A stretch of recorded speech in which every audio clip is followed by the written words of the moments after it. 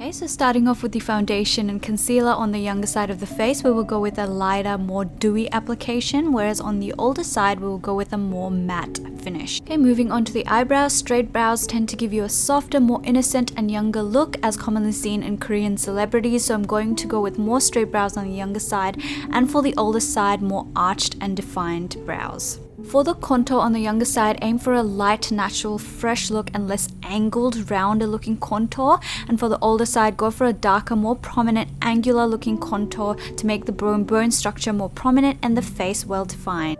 The same with the blush. Apply more and in the center or apples of the cheeks. On the older side, go for less blush and the application, focus applying it a bit more on the sides or hollows of your cheeks. For your eyeshadow on the younger side, remember that colorful and brighter eyeshadows tend to give you a younger appearance, so I would go with a soft pink or soft orange eyeshadow and add some shimmer or glitter in the middle to brighten it up. Finish off with a bit of eyeliner. For the eye makeup on the older side, go with more neutral tones or darker eyeshadow colors to provide more depth. So I'll be going with a dark brown eyeshadow and again finishing off with eyeliner and lashes.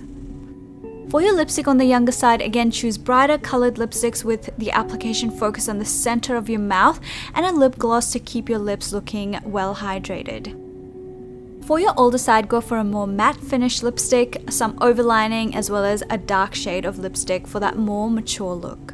So there we have it. This is the final look, younger versus older. A makeup tutorial on how to look older versus younger. But I hope you enjoyed the video. I enjoyed filming it. Thank you so much for watching and I will see you in my next video.